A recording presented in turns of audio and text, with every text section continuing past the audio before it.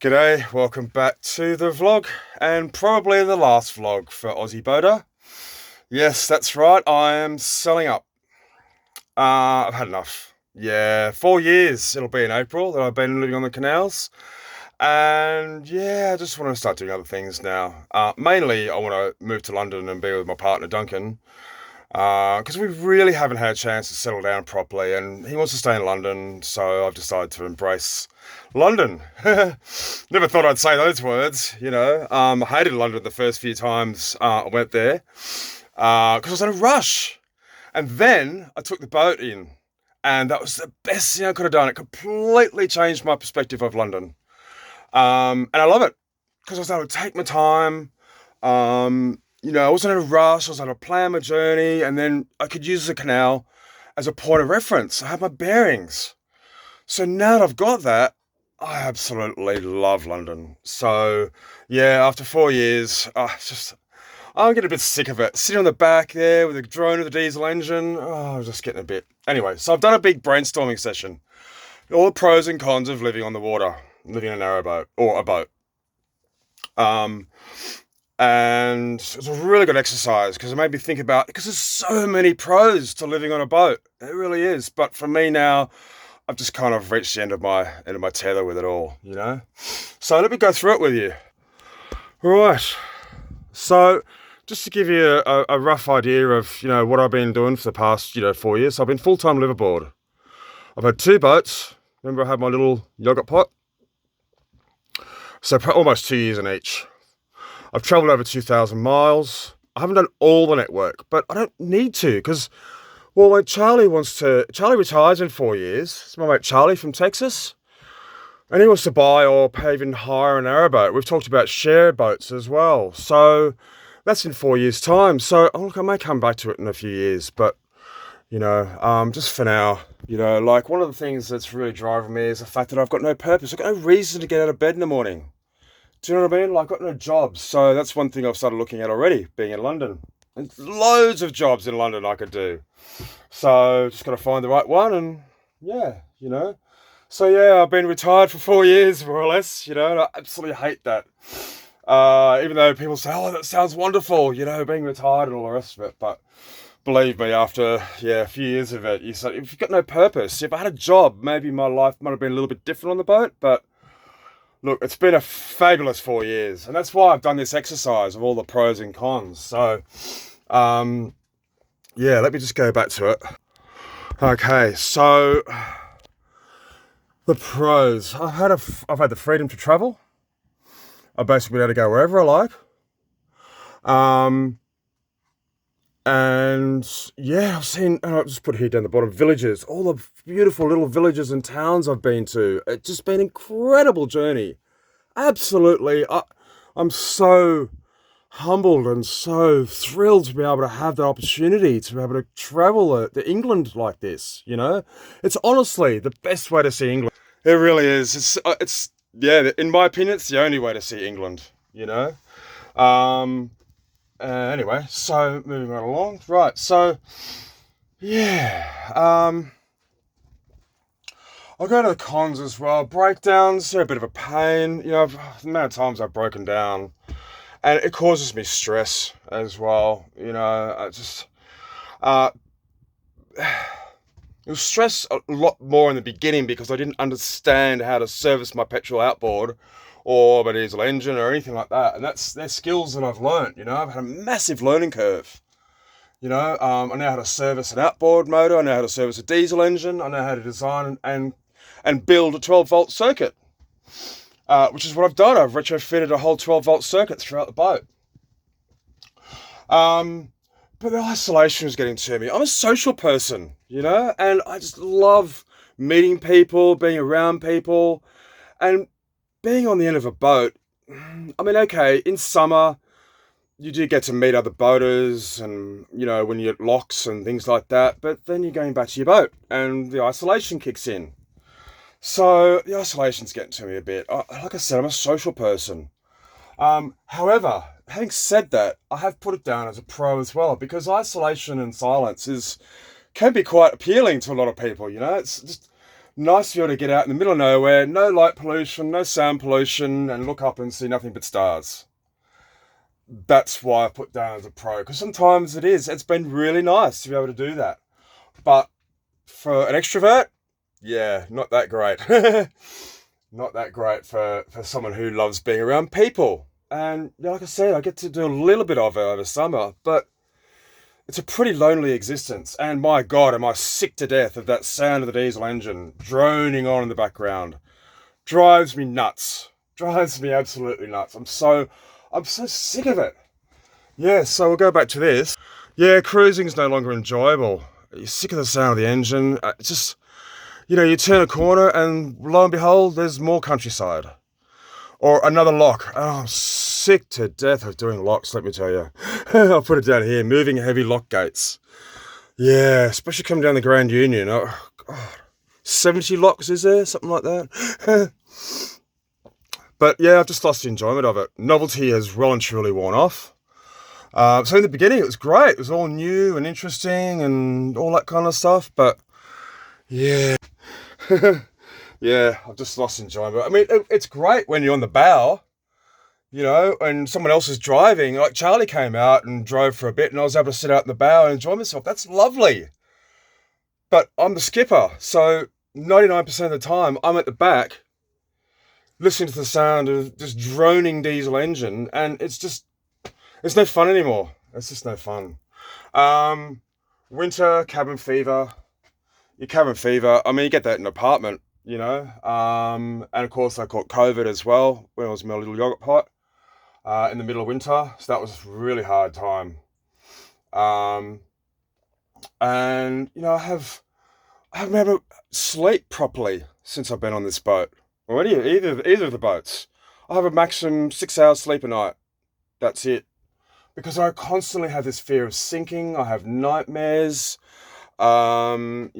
Especially if the boat's listing a bit, I feel as I'm about to roll into the canal, and yeah, and every little sound gets to me, like sounds you don't hear, like even after a couple of years on this boat, there's still sounds that I hear that I don't recognize. The wind blowing a certain way, or waves lapping up against the boat, or whatever it is, so so my sleep patterns have been absolutely terrible. And added to that, there's no swimming pool. I really, really love swimming, and it's almost impossible to try and find a swimming pool, um, along the canals. I mean, there's that Pay As You Gym group or Hustle, that I have used, mainly to get a shower when I was in my little yogurt pot, but I have used that service before, but it's really difficult, and I just want some routine again. I want to get into a routine and some money of my own, and and start swimming again, because it's so good for my mental health. And that's another thing too. I've been suffering from anxiety and depression for all my life, pretty much. Um, but this recent bout of isolation that got to me, sent me into real deep depression. So yeah, with that in mind, I'm just like, yeah, need to have a change. Um, and want to get back into routine, do some exercise, and can't wait to get back in the swimming pool. Um, a bit separated from Duncan. Now, Duncan and I did trial a year of him living on the boat, which was, look, I made the most of it, but it was difficult because he was working from the boat, so his office was on the boat. So I always had to have 4G. I had to have electricity all the time. Especially winter was hard because I was having to run the engine 4 to 6 hours a day just to provide him enough power, to power his laptop and his all that sort of stuff. So yeah, that was hard. And so yeah, well, we've been separated. When I first started cruising, we were separated for the best part of 3 years. I mean, he'd drive up and give me my Amazon deliveries and all the rest of it. But we basically had a part-time relationship for the best part of 3 years. So that's the biggest driver for me. I want to be with Duncan. I want us to be together and have a proper relationship. And like I said, he wants to stay in London, so I'll stay in London. I'll embrace London. I already have. It's fabulous. I'm really enjoying it.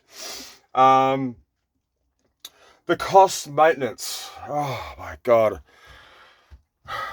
Boat. break at another 1,000. Well, isn't that the bloody truth? The amount of money I've spent on portable generators and inverters and, oh my God, and not to mention the maintenance costs, the ongoing costs.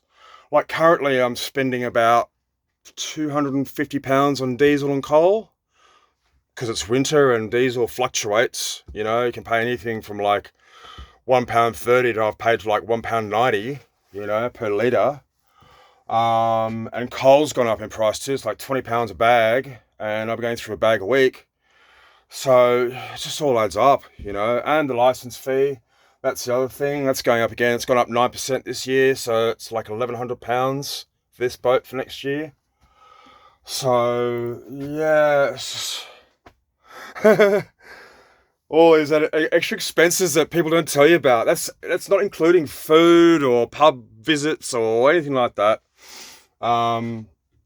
That's just running costs, really. And I'm sick of traveling at 1 mile an hour. It's like I said before, it's boring. It's boring as batshit. I'm just so over it. It's just, yeah. So, another thing that, this one, crouching, twisting, pain. Every time I go in my front door, I have to crouch down to get inside it, to get inside my boat. Every time I go near my engine bay, I get in positions where I end up in excruciating pain. Even just changing the oil. Like, you have to get into position and my back gets twisted and I end up in so much pain. I just hate it. Absolutely hate it. And not to mention having to lump, large bags of coal, 25 kilogram bags of coal, oh God, I'm so sick of it. Yeah, so that's another reason why I just want to get off the boat, just have a break from it, because it's not doing me any good physically, it's not doing me much good either. Right, what's another con? It's dirty. Mud, coal, dust. Oh my God, the dust. I clean my boat twice a week and I still get bloody dust everywhere. Dust from outside, dust from the canal, dust from the stove. It just gets over everything. All my clothes. Yeah, so, and mud, especially this time of year with muddy tow paths, and I haven't even bothered to mop the floor for the past month because what's the point? It's just going to get dirty again, So it's a dirty existence being on a boat. I don't care what kind of boat you're in, you're going to have to deal with dust and coal dust and mud. You've got dogs as well, muddy paws, all that sort of thing, Oh yeah, and the other con, this shit run. Yeah, not the most exciting of tasks, necessary task, but yeah, it's one of the most disgusting things I've ever done in my life, but it has to be done, I mean, okay, you can get a pump out, all the rest of it, but pump outs, I've heard people having problems with pump out loos in the past, and then you got to pay for a pump out, you got to find a pump out, all that sort of stuff, so yeah, I've put up with it for 4 years, but yeah, I'm glad to get rid of that little task, let me tell you. So there are the cons, but like I said, there's so many pros about living on the boat, like it's the freedom to travel, the isolation sometimes, when you just get away. The history, oh my God, the history. Oh, I love the history. The canal history has been incredibly fascinating. Oh my God, and British history along with it. There's history everywhere, and that's one thing I absolutely love too, is just learning about all the canal history, from the boats to the canal themselves and the locks and all the different engineers that worked on it. Oh, it's just incredible, So I'm really, really love that aspect of cruising. Like I said, massive learning curve as well. I've learned how to service a diesel engine and outboards and build a 12-volt system. Nature, wildlife, outdoors, and that's been a highlight as well. I've got nature on my doorstep. I walk outside and I'm in nature. I'm in the outdoors, and that's been amazing. I've loved that. So I'm gonna, have to try and work on ways of getting outdoors more when I'm living in London. There's loads of parks and all that sort of thing, and there's always the canal. I can always just wander down, have a stroll on the canal. Um, the one of the biggest pros though is the people. I've met so many wonderful people on the canal, and I'd just like to take this opportunity of thanking a few special people who have helped me out throughout my cruising career. Mick Elson and Barb. You guys have been absolutely amazing. They helped me out when I had COVID. They went and got me shopping and coal and all that sort of stuff. They've always been there. If I've ever needed anything, they're only a phone call away. I mean, they're up in Birmingham, but they're just the loveliest people on earth. And so thank you, Mick. Thank you, Barb, for all of your love and support. Kevin Lynn, I met through what I call Dangerous Davo. That stupid engineer bloke that I met. Yeah, but as a result of meeting Dave, I got to meet Kevin Lynn. Lovely couple. And Kev helped me out at a couple of occasions with getting a few parts from a boat and all the rest of the engine and stuff. So thanks to Kevin Lynn as well. Gary and Sue. Gary's the manager of Wigram's Turn. And so we sort of became mates after we recorded that vlog about Wigram's. And his wife Sue. Again, lovely people, I'm going to miss these sort of people. Dave and Sid, who live on a wide beam. I met them at Braunston. I helped Dave fix his bow thruster. That's how I got to meet Dave and Sid. Mark Adrians. Mark, thank you. You've been a lovely friend and really supportive, giving me lots of great advice about where to buy things, what to get, all that kind of everything to do with boats. It's been marvelous. Thanks, Mark. And last but definitely not least, John and Mel, my friends from Leighton Buzzard.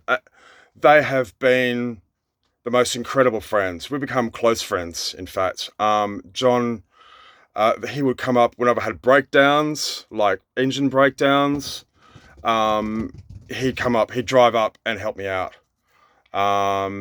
He's just been there for me, or every step of the way. So, thank you, John and Mel. You just absolutely awesome. Absolutely awesome. So nice. So I'm going to miss all these people, and that's just, half a dozen or so people I've met. There's been hundreds and hundreds of people that I've met. So I'm going to miss that aspect of it. But it's not, like I said before, it's not social enough for me. It's a very introverted kind of existence being on a narrowboat, solo. If Duncan was a bit more into boats, we might have been a bit better off, but he's not a boater really. And I don't, that's fine, He tried it. He gave it a good shot, but just wasn't for him, which is fine. So yeah, the people. It's been great for the cats. One of the little reasons why I got on the boat was when we got to Britain, we realised how impossible it was to find a rental that allowed pets. It's still pretty impossible, but we've managed to overcome those obstacles. They've loved it, absolutely love it. But they're adaptable, they can adapt to almost any situation.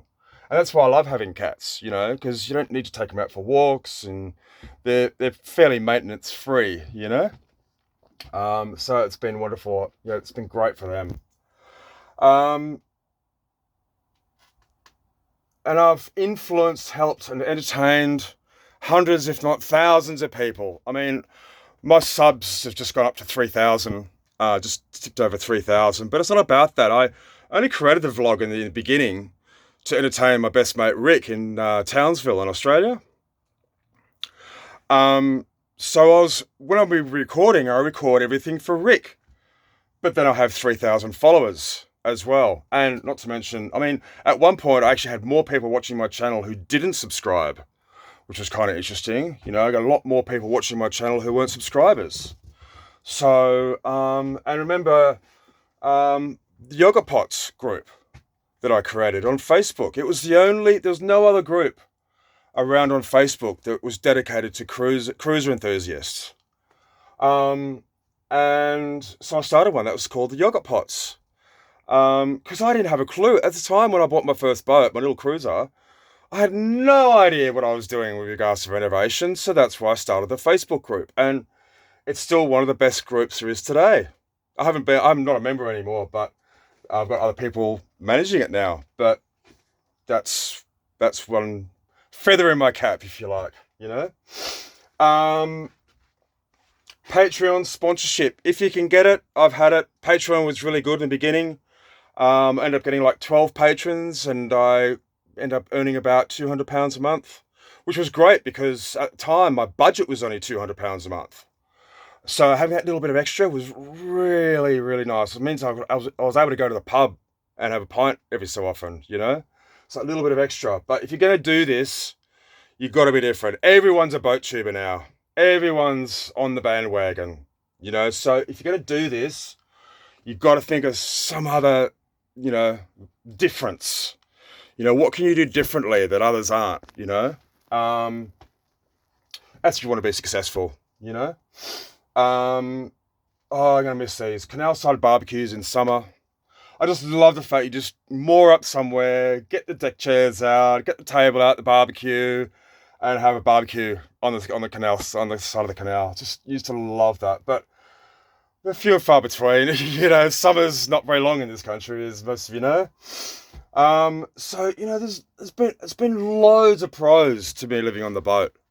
It really has. But just for me now, just going through, especially the isolation, being separated from Duncan, you know, so that's kind of, I just want to be with Duncan now, you know. So yeah, well, that's it. That's my sort of breakdown of you know, pros and cons of living on a boat. I mean, I'm sure that, I mean, it's very subjective. Some people disagree with me, some people agree with me, each to their own, you know. But for me now, time has come. 4 years, 4 amazing years, you know. Just time for a change. I may come back to it in a few years, but for now, it's time to embrace London. So anyway, on that note, I'd like to thank all of you for those of you who've joined me from the beginning. Thank you for all of your support. Thank you for to those people who left kind comments. Not the trolls or any of those people. They can go and bloody jump in the canal.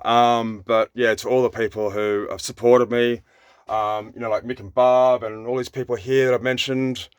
Thank you from the bottom of my heart. Thank you so much for all of your support. It's just been an amazing journey, absolutely incredible journey. But it's time now for me to move on and enjoy London. So on that note, Merry Christmas to you all, and maybe see you again very soon. See ya.